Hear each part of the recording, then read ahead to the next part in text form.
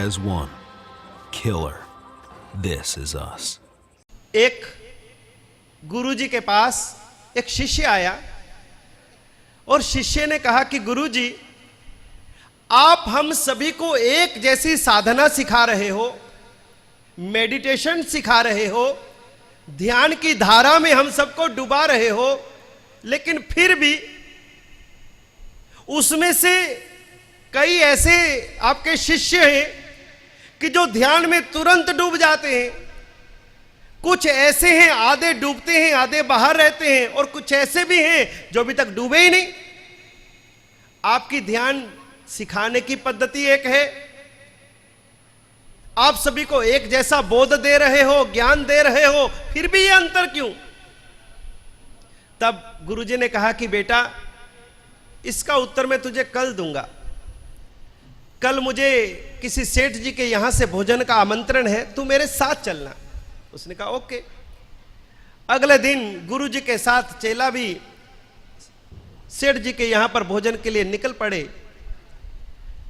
बढ़ते बढ़ते बढ़ते सेठ जी के निवास स्थान पर पहुंचे।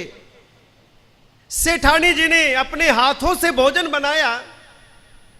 सेठ जी भी बैठे हैं, गुरुजी भी बैठे हैं, शिष्य भी बैठा है। तीनों की थाली में भोजन परोस दिया। भोजन प्रारंभ हुआ और जैसे ही सेठ जी ने भोजन शुरू किया, इतनी जोर से वो क्रोध में भर गए, गुस्से से भर गए। अरे सेठानी, ये क्या भोजन बनाया तूने? ये कैसा भोजन बनाया तूने? बिल्कुल भी स्वाद नहीं है। और वही थाली को फेंक करके सेठ जी गुस्से से निकल गए। सेठानी हक्की बक्की, गुरुजी रुक जाइए, ये थाली छोड़ दीजिए, मैं वापस भोजन बना देती हूं, दूसरा भोजन ले आती हूं। उन्होंने कहा कि नहीं, हम भोजन करेंगे। उन दोनों ने भोजन किया। भोजन करने के बाद वहां से जब उठे, बाहर निकले, और उसके बाद में गुरुजी ने पूछा कि शिष्य, भोजन तूने भी किया, भोजन मैंने भी किया, तुझे भोजन कैसा लगा? गुरुजी, भोजन तो ठीक था। पेट भरा? हां भरा। गुरुजी, आपको भोजन? मुझे भी भोजन ठीक लगा, भोजन से संतुष्टि है। तो गुरुजी, उस सेठ जी को भोजन अच्छा क्यों नहीं लगा? बताता हूं तुझे, मेरे साथ चल। वहां से वो आगे बढ़े। बढ़ते बढ़ते बढ़ते एक अनजाने रास्ते की ओर गुरुजी उसको ले गए। और जब वो एक ऐसी जगह के ऊपर पहुंच गए कि जहां पर कुछ गरीब, बहुत लाचार ऐसे लोग बैठे थे, और जैसे महात्मा जी को आते हुए देखा तो उन्होंने विनती करी कि हम बहुत भूखे हैं, बहुत प्यासे हैं, 4-4 दिन हो गए भोजन नहीं मिला है। गुरुजी ने कहा कि चिंता मत करो, आज मैं सेठ जी के यहाँ भोजन करने गया था, और वहाँ से भोजन करने के बाद में 4 रोटियाँ मैं अपने साथ बांध करके लाया हूँ। और जैसे उन्होंने वो रोटी उनको दी, और वो भूख से तरस रहे थे, प्यास से तरस रहे थे। जैसे उन्होंने वो रोटी ली, रोटी लेते उनकी आंखों में से आंसू बरसने लगे। भोजन किया, ऐसी चेहरे पे खुशी, ऐसी चेहरे पे खुशी। गुरुजी ने पूछा कि आज ये भोजन तुमको कैसा लगा? भोजन? अरे ये भोजन नहीं, ये तो हमारे लिए प्राण है, इसमें तो हमारा जीवन है, अरे इसमें तो हमें अमृत का स्वाद आ रहा है। तो गुरुजी ने शिष्य से कहा कि बेटा, भोजन तो वही है जो सेठ जी ने किया, भोजन रोटी वही है जो हमने की, और भोजन वही है जो गरीब व्यक्ति कर रहा है, लेकिन स्वाद में कहां अंतर आया? सेठ जी को रोज भोजन मिलता है, इसलिए उसको उसकी वैल्यू नहीं। हमें भोजन प्राय रोज मिलता है, लेकिन फिर भी हमें संतुष्टि है, लेकिन इसको भोजन नहीं मिलता है, इसलिए इसको भोजन दुर्लभ है, इसलिए इसको भोजन में आनंद आ रहा है। जिसको ध्यान में, धर्म में, साधना में जितनी भूख होगी, जितना रस होगा, उतना उसको आनंद आएगा। यदि हमें आनंद नहीं आ रहा तो समझ लेना कि अंदर भूख जगी ही नहीं। अंदर धर्म की प्यास जगी ही नहीं। जिस दिन धर्म की भूख जगेगी, जिस दिन धर्म की प्यास जगेगी, उसी दिन तुमको जिनवाणी सुनने का, धर्म की क्रियाएं करने का आनंद आने लगेगा। आज इतना ही। स्वप भावो भैवम मव निव्यो मग्गानुसारिया इट्ट फल सिद्धि लोक वृद्ध चाओ गुरुजन पुआ प्रथकरणम च सुह गुरु जोगो तब वयन सेवना आभव मखंडा। जिन शासन में, मोक्ष मार्ग में दो चीज़ों का ही महत्व है, और मोक्ष मार्ग है कि हाँ दो चीज़ें ही हैं, सम्यक दर्शन ज्ञान चात्राणी मोक्ष मार्ग। इसके अलावा दूसरा कोई मोक्ष मार्ग तीन काल में नहीं हुआ। त्रिकालिक मोक्ष मार्ग, तीर्थंकर बदलते गए, क्षेत्र बदलते गए, पर मोक्ष मार्ग नहीं बदला। यह मोक्ष मार्ग सम्यक दर्शन, सम्यक ज्ञान और सम्यक चारित्र, ये तीनों का क्या है? मोक्ष मार्ग। जिन दर्शन में मोक्ष मार्ग की महत्ता और एक दूसरी चीज की महत्ता, व्यवहार सम्यक दर्शन, सद्देव सद्गुरु और सद्धर्म, सद्देव सद्गुरु और सद्धर्म, यह व्यवहार मोक्ष मार्ग हो गया। और आत्मा का मोक्ष मार्ग सम्यक दर्शन, सम्यक ज्ञान, सम्यक चारित्र। समझ गए? तीन चीजें कौन कौन सी? सम्यक दर्शन और सम्यक ज्ञान और सम्यक चारित्र एक अपेक्षा से। दूसरी अपेक्षा से तीन तत्व कौन से? सद्देव, सद्गुरु और तीसरा सद्धर्म। मैं आपको कहना चाहता हूँ, यह परिधान सूत्र क्या है, या जय विराय सूत्र क्या है, यह प्रार्थना सूत्र क्या है? तीन शब्द हैं, जय विराय जग गुरु, ये भी तीन शब्द हैं। देव गुरु धर्म भी तीन शब्द हैं, दर्शन ज्ञान चारित्र भी तीन शब्द हैं, और जय विराय जग गुरु ये भी तीन शब्द हैं।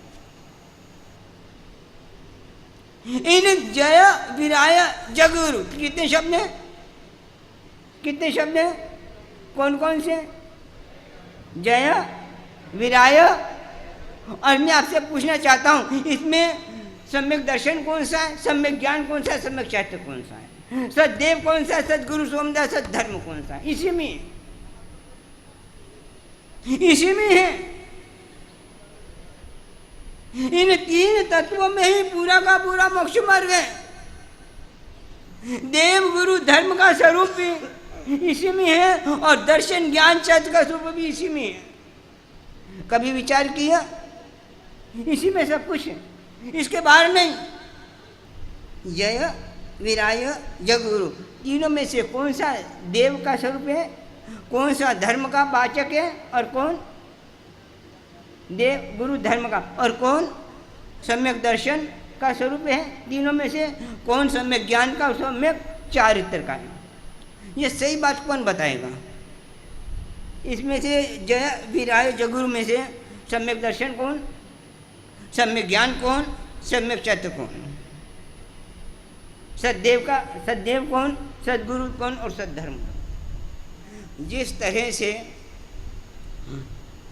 नवकार मंत्र को 14 पूरब का सार आ गया, उपनयवा विगमेवा दुबईवा, पूरी द्वादशांगी का सार उपमनयवा विगमेवा दुबई में आ गया। इसी तरह के ये सार तीन शब्दों में आ गया।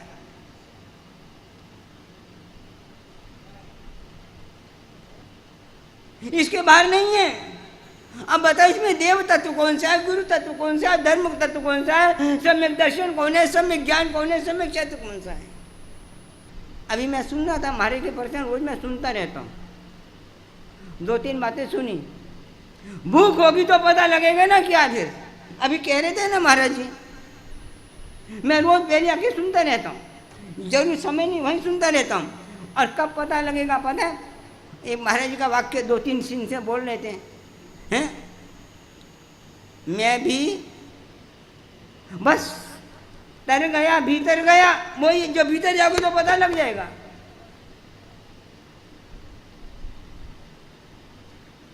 तो और मैं ये चाहता हूं यदि किसी ने भी, जिस किसी ने भी सही अर्थ है गुरुदेव की हाथ से उसका बहुमान करा जाए। हाँ, सोचो, विचारो, बहुत रहस्य है, इतना सस्ता नहीं है। मैंने कहा था ना, एक ही तत्व में पूरा दीन दर्शन एक वाक्य में है। दर्शन ज्ञान साथ इससे अलग नहीं है, 3 शब्द हैं। देव गुरु धर्म इससे अलग नहीं है। अभी बोलो तो अभी बोलो, अभी कोई बोलना चाहे तो भी बोलता है। अपने एक विचार करके बोलो, सिद्ध करके बोलो, यह ऐसा ही है, तुकबंदी नहीं, यह ऐसा ही है। जय विराय जग गुरु, हे वितराग, हे जगत गुरु, तेरी जय हो। कब कहता है यह साधक, कब उसके मंत्र में से यह भाव निकलता है? जय विराय पढ़ने पर ऐसा नहीं होता। खाली जय विराय जगुरु बोल दो तो हे अर्थ सीधा है, हे वितराग, हे जगत गुरु, तेरी जय हो। ये अंतर के भाव उद्गार जब निकले हैं, कब निकले हैं? और इसके भी ज्ञानी ग्रंथों में मैं देख रहा था 5-7 अर्थ इसके बताए। जय विराय जगुरु के, हे जगत, हे वितराग, हे जगत गुरु, तेरी जय। इसका भी क्या मतलब? अलग अलग अपेक्षाओं से अलग अलग अर्थ है, एक ही अर्थ पूरा नहीं है। ये कब निकलते हैं? तेरी जय हो, तेरी विजय हो। जब साधक ने द्रव्य पूजा की, परमात्मा की भक्ति की, 8 प्रकारी पूजा की, स्तुति गाई, चैत्य मनन चालू किया, तिन्नानम तार्यानम बुद्धानम बोजानम उत्तानम मोगानम पुरुषोत्तमानम पुरुषस्यानम पुरुष पंडरियानम शिवा मैलम अरुम अनंत। जब ये उसने स्तुति की, स्तवन बोले, कुछ भी बोले, परमात्मा के गुणों का गुणगान किया। बिना गुणगान के ये शब्द नहीं निकलेंगे, समझना। इसीलिए ये जय विराय बाद में, पहले नहीं, पहले परमात्मा के गुणों का गुणगान। जब उसने परमात्मा के गुणों का गुणगान किया है, परमात्मा के गुणों को देखा है, उनकी भावना भाई है, परमात्मा तेरे गुण कैसे, तेरे गुण कैसे, तेरे गुण कैसे, और उनके गुणों का गुणगान कर कर, उनके स्वरूप को देखकर, उनके रूप को देखकर, अभी कोई भी अच्छी चीज, यानी चाहे वो फ्लैट हो के कार हो, कुछ भी एक्सपीरियंस, उसको देखकर लेने की भावना, तमन्ना उठती है कि नहीं? कोई भी अच्छी चीज़ देखकर, आप गृहस्थ हो, आपको मकान है, किसी का मकान, कुछ भी चीज़ देखी आप मनपसंद, लेने की तमन्ना उठती है। और जब उन्होंने ये गुण देखे, परमात्मा की विशेषताएं देखी, तो उसकी इच्छा हुई, अरे ये गुण मेरे को आए, ये मेरे में आए। फिर वो बोलता है, हे वितराग, हे जगत गुरु, तेरी जय हो, तेरी जय हो, तेरी जय हो। शिष्य ने पूछा, ऐसा क्यों बोल रहे हो, तेरी जय हो? अरे उसकी जय तो हो चुकी है, और तेरे मेरे बोलने से थोड़ी उसकी जय होगी कोई। मैं बोलूं तभी उसकी जय हो, ऐसा तो नहीं। उसकी जय तो उसी ने अपने पुरुषार्थ से, घाती कर्मों का अक्षय करके उसने अपनी जय को प्राप्त कर लिया है, उसकी जय तो है। तो फिर जय बोलने का मतलब क्या? एक कारण बताते हैं। हे परमात्मन, इतने तेरे गुणगान करने के बाद भी, तेरे के स्वरूप को देखने के बाद भी, तेरी द्रव्य भाव पूजा करने के बाद भी, अभी भी मेरे मन में तेरी जय नहीं है। तेरे प्रति उत्कृष्ट भाव नहीं है। तेरे के प्रति बहुमान नहीं है, अभी भी मेरा बहुमान संसार के प्रति है, मेरी बहुमान मोह के प्रति है। बोलो भले जय वीराय, पर अभी भी हृदय में जय वीराय के जय मोहराय है। मोहराय अभी भी, हे परमात्मन तेरी जय हो, मेरे मोह का नाश और तेरी आत्मा के प्रदेश में तेरी जय हो, तेरी आज्ञा की जय हो, तेरे शासन की जय हो। अभी भी मेरी खुद की इच्छाओं की, खुद की मान्यता की जय है। मैं उनको मत देता हूँ, उनको मानता हूँ, तेरी आज्ञा को कहाँ मान रहा हूँ। मेरा मन भी मन की ओर देखता है, तेरी आज्ञा की ओर कहाँ देखता है। तो तेरी आज्ञा की जय हो, तेरी विजय हो, इसके लिए ये गाया है। सिद्धसेन दिवाकर जी कल्याण मंदिर स्तोत्र में एक श्लोक बहुत रचना कहते, बहुत अच्छी बात कहते हैं। आकर्णितो भी महितो भी निरीक्षितो भी, परमात्मा की भक्ति भी करती है, परमात्मा को देखते हुए देख रहे हैं, स्तुति की है, परमात्मा प्रकट हो गए और प्रकट होने बाद फिर भी स्तुति चालू है और उसको देखते कहते हैं आकर्णित तो अभी, मैं तो अभी, निरीक्षित तो अभी। हे परमात्मन, मैंने को तेरे को बहुत बार देखा है, एक बार नहीं बहुत बार देखा है, तेरी महिमा भी गाई है, तेरे को समवसर में भी देखा होगा कई भवों में, इस श्रवण भी गाए हैं, तेरे पूजन भी किया है, तेरे गीत भी गाए हैं, तेरी महिमा की गुणगान किया है। पर एक कमी रह गई, जानते हो क्या कमी रह गई? एक कमी रह गई। क्या कमी रह गई? हृदय में तेरे को धारण, नूनम न चेसी मैं विदितोषी भक्तिया, हृदय में तेरे को भक्ति से धारण नहीं किया। तो जय विराया भक्त, तेरे मेरे अंदर में तेरी जय हो। अभी तेरे को मैंने भारी बार किया है, भारी बार तू रहा है, अभी दिल में तो तू आया ही नहीं है। दिल में कहाँ आया? तेरी पूजा की है, भक्ति की, तीर्थ यात्रा की, क्या चीज आकर्णी तो अभी, मैं तो अभी, निरीक्षित तो अभी, अनेक भवों में मैंने तेरे साथ तेरे को देखा है।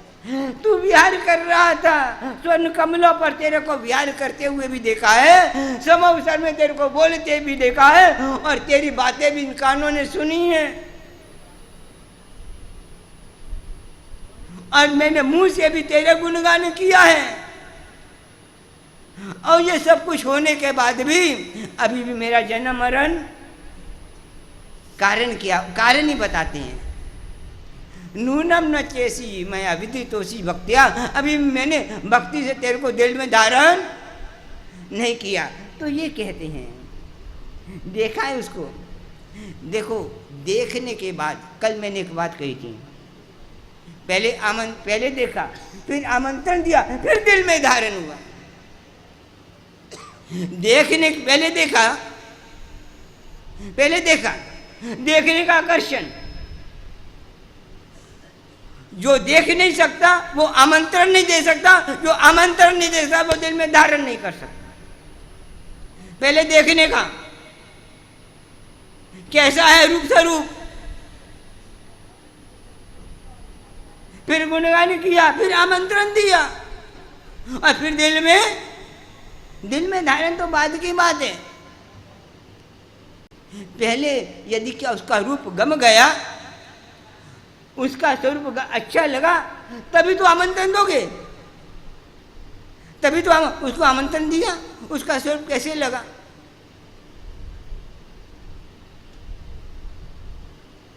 राजा ने सुना मजनू के विषय में कि मजनू लैला के विषय में बड़ा पागल है, दिन नहीं देखता, रात नहीं देखता, धूप नहीं देखता, बरसात नहीं देखता, गर्मी कुछ नहीं देखता, बस दिन रात गलियों में घूमता है, लैला लैला लैला बोलता रहता है।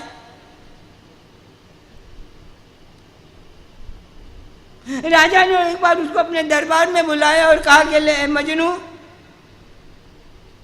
मैंने तेरे को देखा, लैला के पीछे तेरा पागलपन देखा, और तेरे पागलपन को देखकर मेरे को भी एक इच्छा हुई, मैं भी लैला को देखूं, मैं भी तेरी लैला को देखूं कि लैला, जिस लैला के लिए तो इतना पागलपन है, तो मैं भी देखूं तो सही है कि तेरी लैला है कैसी। दरबार में बुलाकर कहता है कि मजनू, मैंने तेरी लैला को देखा है, वो साधारण सी सांवली सी लड़की है, कोई ज्यादा रंग रूप नहीं है। देख, मैंने महल में से 12 सुंदरियां बुलाई हैं, 12 लड़कियों को बुला के रखा था, ये 12 सुंदरियां देख, भूल जा लैला को, लैला इनके सामने कुछ भी नहीं है, एक से एक रेप सौंदर्यवान है, तेरे को जो चाहिए वो ले जा। क्यों जी लैला के लिए जिंदगी खराब कर रहा, अपनी भूख प्यास, ले जा जो चाहिए, तेरे 12 में तेरे को जो पसंद है ले जा। और लैला के सामने कोई एक से एक रूपवान है। मजनू ने देखा, एक एक सुंदरी को देखा, आंखें फाड़ के देखा, उसके रूप के देखा, चेहरे को देखा, और चेहरे को देखने के बाद एक को देखा, दूसरी को देखा, 12 के 12 को देखा, और 12 को देखने के बाद कहता है, राजन, इसमें लैला जैसी कोई नहीं है। क्या कहता है? लैला जैसी कोई नहीं है। अरे राजन कहता है, मैंने देखा है लैला को, लैला का स्वरूप के सामने कुछ भी नहीं है, एक साधारण सी है, पानी भरती है। तो मजनू कहता है, महाराज आपने लैला को देखा ही नहीं है, लैला को देखने के लिए राजा की नहीं मजनू की आंख चाहिए। लैला को देखने की राजा की नहीं किसकी आंख चाहिए? मजनू की आंख चाहिए। तो भगवान को देखने में भक्त की आंख चाहिए, और यदि भगवान दिखा नहीं तो अभी भक्ति पैदा नहीं हुई। भक्त की आंख से भगवान को देखो, हर आंख से भगवान थोड़ी दिखाई देगा कोई, भक्त की आंख से देखो तो भगवान दिखाई देता है भाई। और यदि आज तक हमको भगवान ने दिखाई नहीं दिया, नहीं, हमने भक्त की आंख से नहीं देखा। लैला को देखने के लिए तो मजनू की आंख, और भगवान को देखने के लिए भक्त की आंख चाहिए। और जिसने भक्त की आंख से परमात्मा को देखा है, वो फिर उसके गुणगान करते, वो फिर उसको आमंत्रण देता है, आ आ आ। वो फिर कहता है, हे वीतराग तेरी जय हो, हे जगत गुरु तेरी जय हो।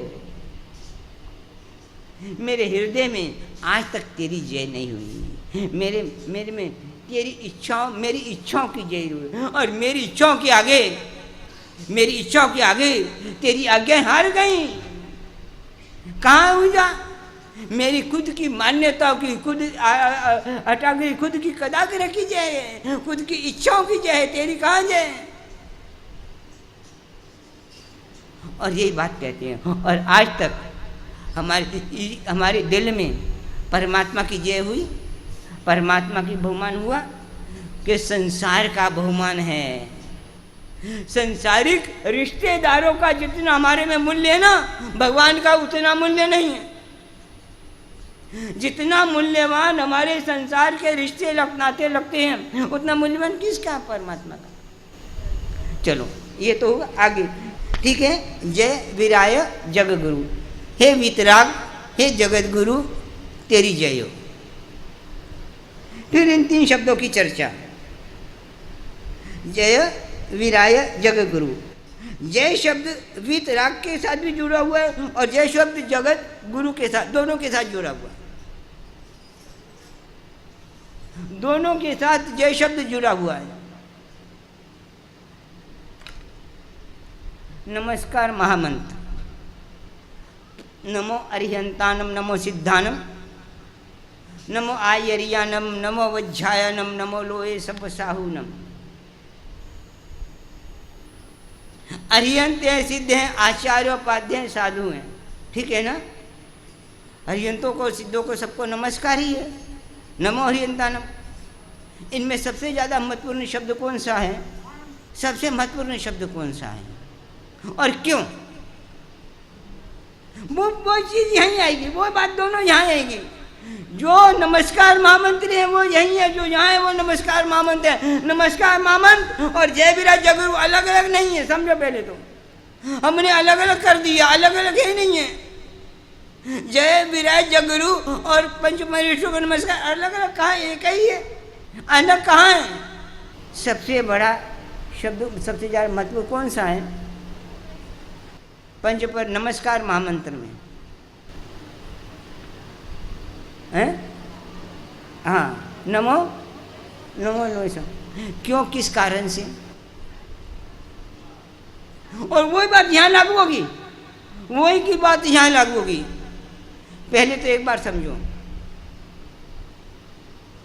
सबसे ज्यादा महत्वपूर्ण नमो नमो, इसका मत 1 मिनट। नमो का इसलिए महत्व है कि नमो शब्द पंच परमेश्वरों के साथ जुड़ा हुआ है, और यदि पंच परमेश्वरों के साथ नहीं जुड़ता तो नमो का महत्व नहीं होता।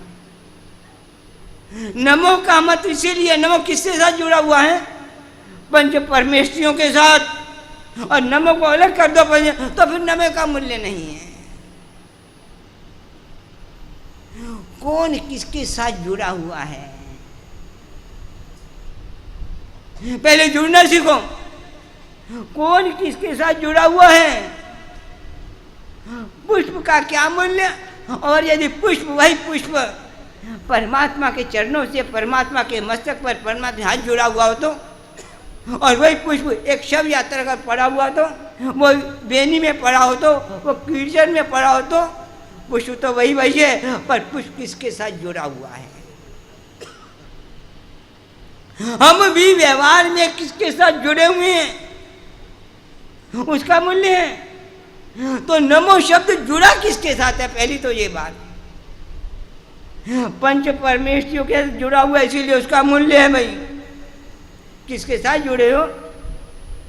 चावल मूंग के साथ जुड़ता है तो क्या पहुंचाता है, उसको क्या कहती हो? और वही कंकु के साथ जुड़ता है तो क्या होता है? अक्षत चावल तो वही है ना, चावल बदला। और मूल्य कौन सा, किसके साथ जुड़ा हुआ है? मूंग के साथ जुड़ा तो, और अक्षत से साथ जुड़ा तो। इसी तरह नमो शब्द किसके साथ जुड़ा है?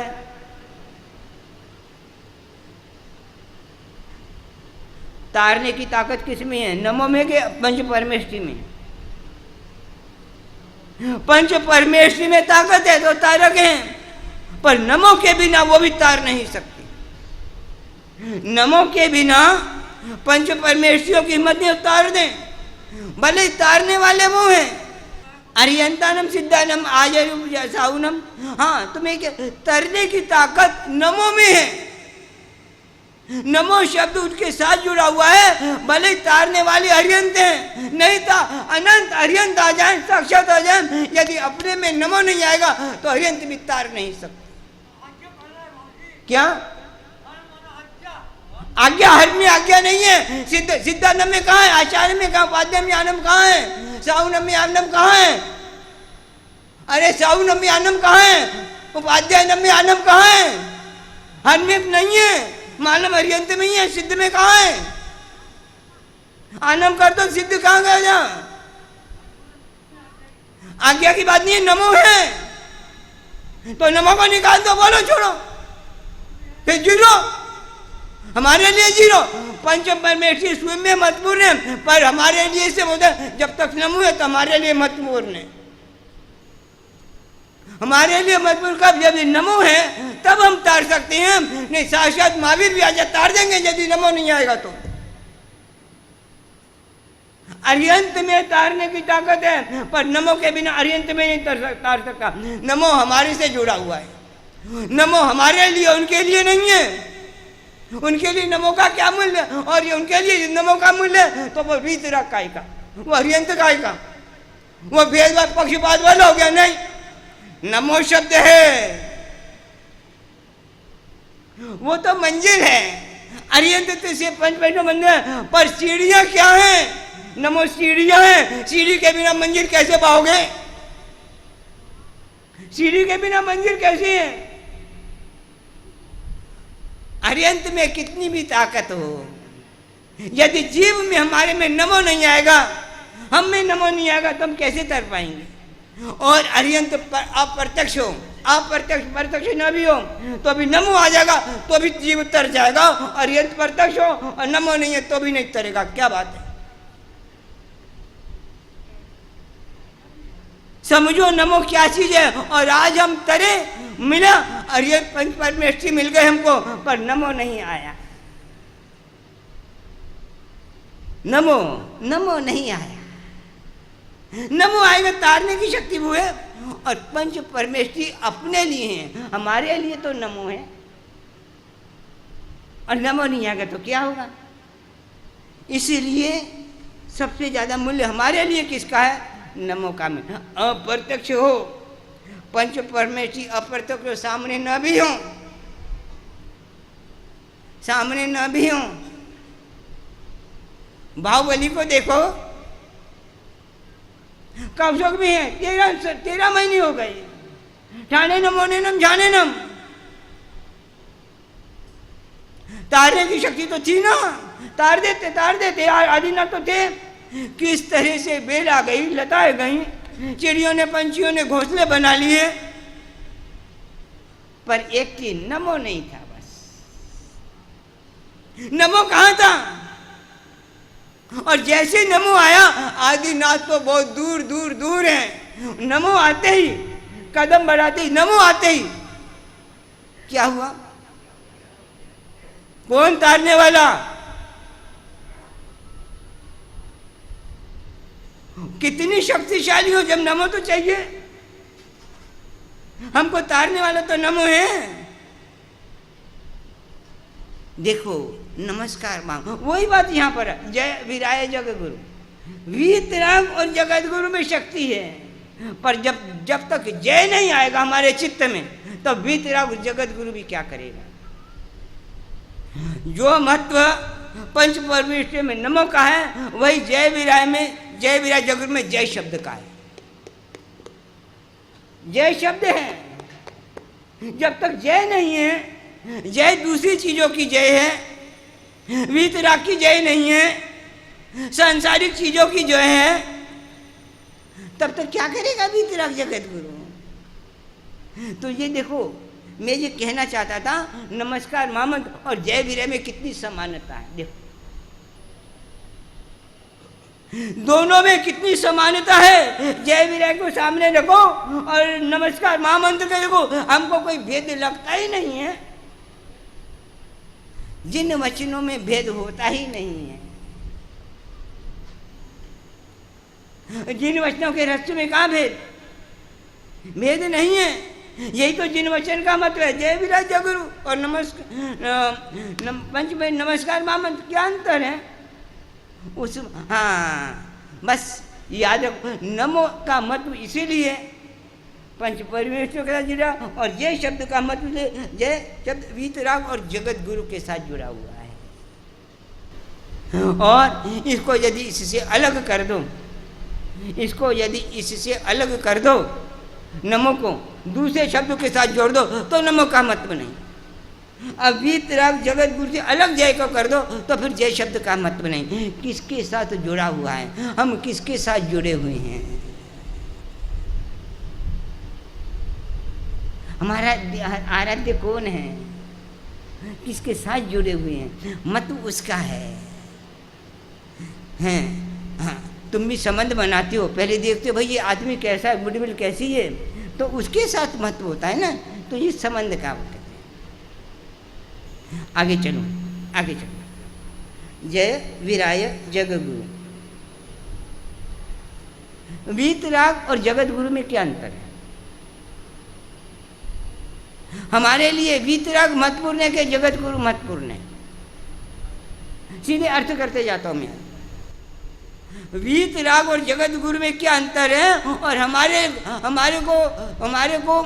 लिए महत्वपूर्ण है? वीतराग हमारे लिए महत्वपूर्ण है कि जगत गुरु हमारे लिए महत्वपूर्ण है? और दोनों में अंतर क्या है बोलो? मैं आप सीधा अर्थ सूत्र एक सीधा अर्थ करता जा रहा हूं। दोनों में अंतर क्या है? हमारे लिए महत्वपूर्ण वीतराग के जगत गुरु। वीतराग का क्या मतलब, जगत गुरु का क्या मतलब? वैसे वीतराग के कई प्रकार हैं। मैं सामान्य बोलता, हमारे लिए वीतराग और जगत गुरु दो चीजें हैं। देखो दोनों महत्वपूर्ण है, वीतराग भी महत्वपूर्ण है और जगत गुरु का दो। वीतराग जो शब्द है वो स्वरूप दर्शक है,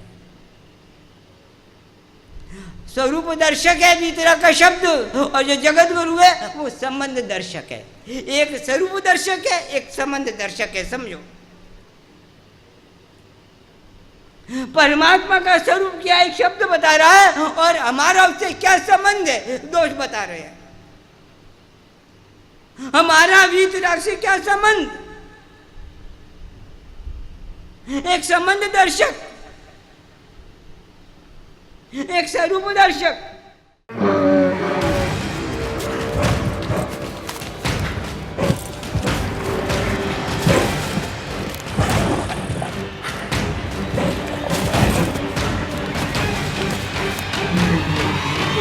Together as one.